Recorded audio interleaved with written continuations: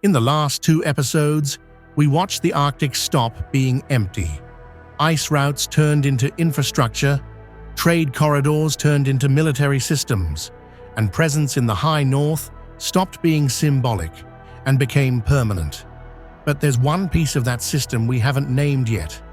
A place that doesn't move cargo, doesn't host fleets, doesn't dominate headlines, yet quietly decides who sees first, who reacts faster, and who controls access. That place is Greenland. Most people think Greenland is in the news because it's rich, or because it's melting, or because someone wants to buy it. That's wrong.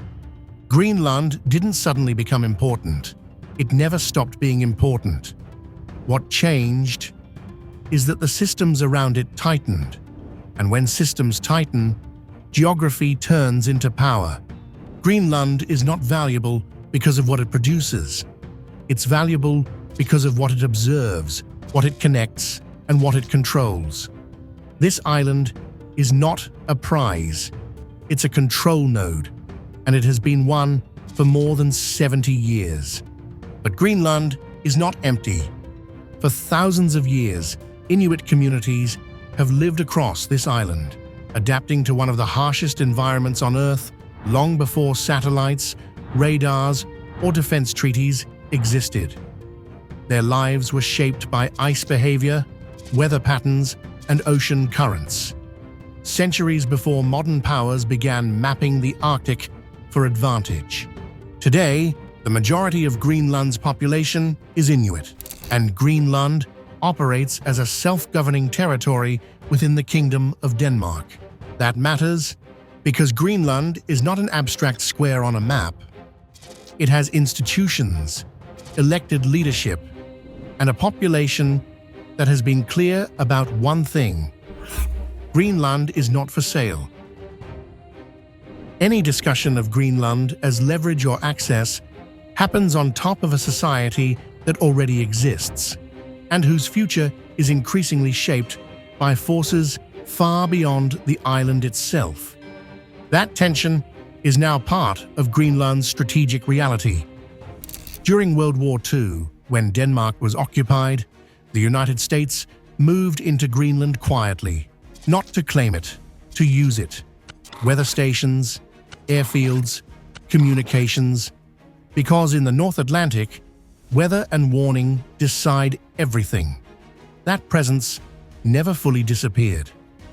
In 1951, the United States and Denmark formalized it under a defense agreement that still exists today. And at the center of that agreement sits a place most people have never heard of: Pituffik Space Base, formerly Thule Air Base. This is not a conventional military base. It doesn't launch invasions. It doesn't host fleets. It watches. Pituffik feeds the US missile, early warning, and space surveillance system. It supports NORAD. It extends warning time. Greenland is not a battlefield. It's a sensor platform. And in modern power, sensors matter more than territory. Zoom out. Greenland sits on the northern edge of a structure that defined Cold War security and is quietly returning to relevance. The GIUK gap: Greenland, Iceland, the United Kingdom. This gap connects the Arctic and northern seas to the Atlantic. Historically, it mattered because submarines had to pass through it. Today, it matters because undersea cables, sensors, and naval movements still do. Greenland doesn't block trade. It monitors movement. It doesn't choke commerce. It shapes military access and warning. Greenland is not about Arctic shipping routes replacing the Suez or Panama. Those routes remain seasonal, unpredictable, and insurance-heavy. Greenland's value isn't commercial speed. It's strategic visibility. Now the part everyone jumps to: resources. Yes, Greenland has rare earth elements. Yes, it has critical minerals. But this is where shallow analysis collapses. Mining is not power. Processing is. Greenland lacks roads, ports, power generation. processing facilities, large labor pools, and year-round logistics. This is not a fast supply chain fix. Greenland minerals are geologically interesting, but economically constrained. They are not a near-term replacement for China. They are a long-term option, not an immediate lever, which tells you something important. If Greenland isn't a fast mining play, and it's not a shipping shortcut, then why does it keep resurfacing? The answer lives in military geometry and systems pressure. Missile trajectories increasingly pass over the Arctic. Hypersonic systems compress response time. Space has become contested. Early warning matters more than ever, and high-latitude coverage cannot be cheaply replicated elsewhere. Greenland already hosts that infrastructure. It doesn't need to be taken to be useful. It already is.